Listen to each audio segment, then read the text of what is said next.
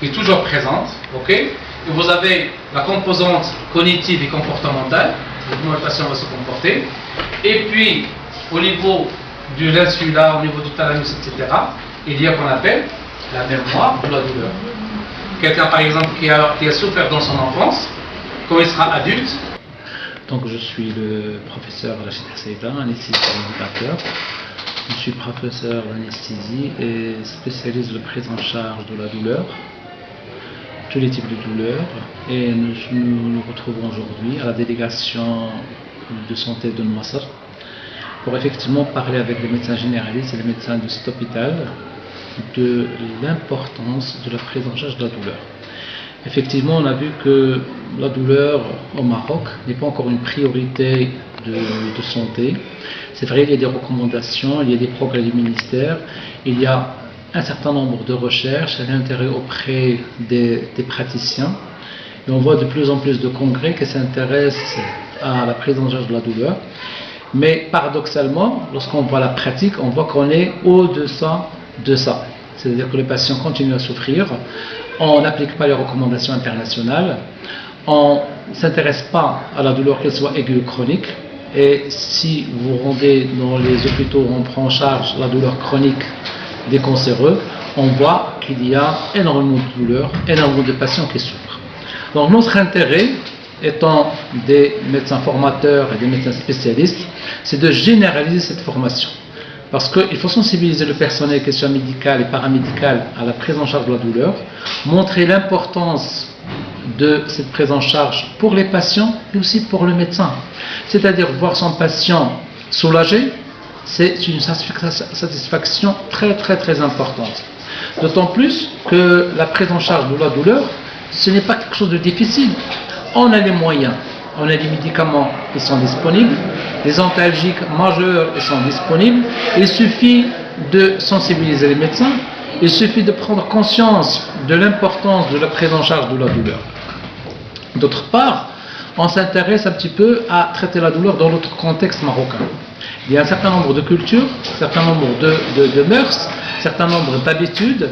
Il faut peut-être rester dans notre contexte et s'améliorer dans ce sens.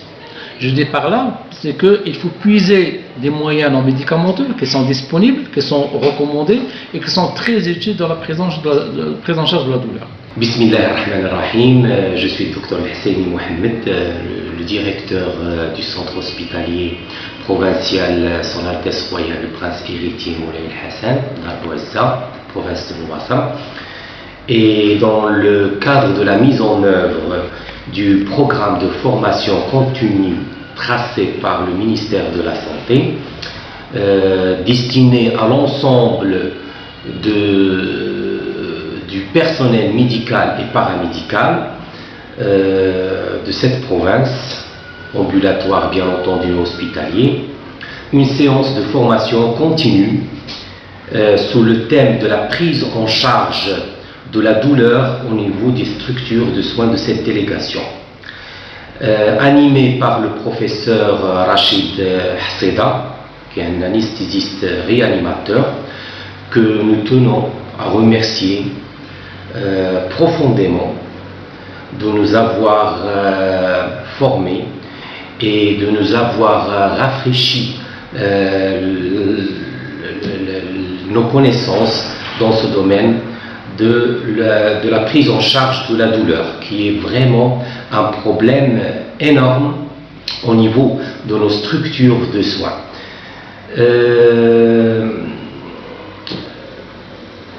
Le but de cette formation, c'était de sensibiliser le personnel médical et paramédical à l'importance de la prise en charge de la douleur. De même, nous tenons à remercier tous les personnes qui ont participé de près ou de loin à l'organisation de cette séance, qui est vraiment, c'était une réussite. De même, et en particulier l'unité de formation continue de la délégation de la province de Nouassar. Enfin, je tiens à remercier une autre fois professeur Rachid Hasseta et tous ceux qui ont collaboré de près ou de loin à la réussite de cette séance de formation. Bien sûr, d'autres séances de formation sont programmées, des séances de formation d'actualité. Enfin, je remercie tout le monde et merci à vous.